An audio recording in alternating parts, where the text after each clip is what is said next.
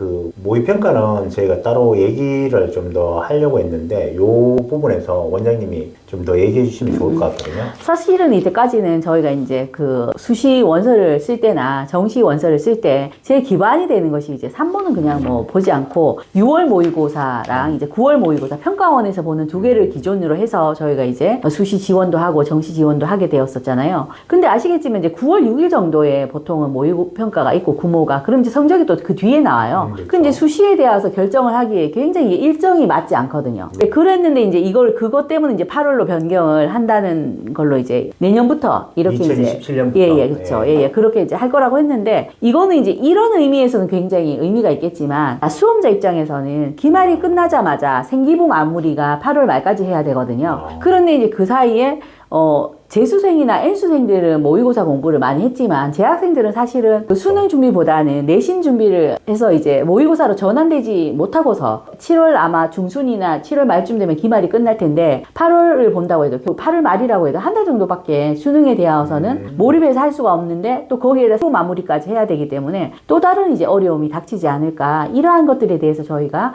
대비 전략을 세워줘야 될 것 같다는 생각을 했습니다. 그럼 이제 수능 대비 로드맵을 지금 보면 발표를 했기 때문에 네네. 고등학교 1학년에 배우는 내용은 수능이랑 직접적인 관련이 있는 것은 통합사회와 통합과학인데요. 그럼 이제 제가 그때 제안을 드렸는 것 같은데 통합사회에서의 배우는 내용을 가지고서 각 전공별로 일단은 내신 시험을 보고 수행평가를 하지만 그 주제탐구나 그 자기 세특에 있어서 자신의 진로와 연결해서 할 수 있는 것이 굉장히 많더라고요. 그리고 이제 통합과학도 역시 마찬가지인데 그것들을 버무려서 그래서 일단 내신과 수능을 연계하는 학습을 통하여서 수행평가나 아니면 자신의 진로 전공 연계로 이렇게 같이 공부를 하는 1학년 때 그 과정이 굉장히 의미가 있지 않을까 이러한 생각이 되고 그거는 이제 따로 한번 그 대표님과 제가 관련하여서 자료도 좀 블로그에 포스팅을 하고 촬영도 한번 해보는 시간을 갖는 것이 좋을 것 같습니다. 그리고 이제 고2가 되면 이제 일반 선택 진로 선택으로 가면서 네네. 심화 학습을 하는데 제가 통사 문제 풀면서 보니까 5점짜리 문제를 다시는 그 일반 선택 과목에서 많은 힌트를 얻어서 붙였다는 느낌을 받았거든요. 그러다 보니까 이제 그거랑 수능하고도 연결되어 있는 고리인 것 같아요. 대부분 이제 지금 그 통사 통과를 1학년 때 배우기 때문에 그 학교에서나 교육 현장에서 조금 염려하는 것은 2학년, 3학년 때 그럼 제대로 이것이 공부하는 것이 될 것인가, 정상적인 학교 운영이 될 것인가에 대해서 염려를 많이 하시는데 대학에서 이제 그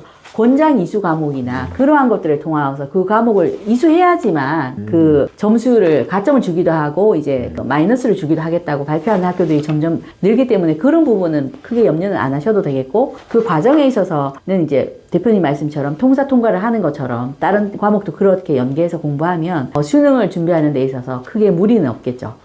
그럼 통합형 수능 특징과 전략을 다시 한번 정리를 한다 그러면 통합사회, 통합과학 뭐 우리가 얘기를 지금 많이 했긴 했잖아요. 네네. 근데 이제 여기 보면 아까 또 한번 반복하게 되는데 교과 간 연계성, 융합적 사고력, 자료 해석 능력. 사실 이게 제가 다시 한번 정리하면서 넣는 게 뭐냐 그러면 애들이 잊지 말았으면 싶은 것 같아요. 그 방향성이 굉장히 중요한 것 같습니다. 네, 방향성요. 무엇을 어떻게 할 것인가 보다는 어떠한 방향으로 갈 것인가를 결정하고 난다면 저 결국에는 아이를 제일 앞에 놓고 나서 그 왜 이것을 하려고 하는가에 대해서 방향성을 잡는다면 그 다음에는 무엇을 어떻게 할 것인가 그리고 나서 그 다음 어떻게 할 것인가에 대해서 충분히 논의가 되고 이거는 저절로 한번 시작을 하게 되면 프로세스가 저절로 완결되게 되겠죠. 2028학년 수능 그 예시 문항을 가지고 저희가 좀 나름대로 좀 분석해 봤습니다. 그리고 지금 예고를 좀 해야 될 것 같은데 그 다음에 이제 또 분석을 또 해야 되잖아요.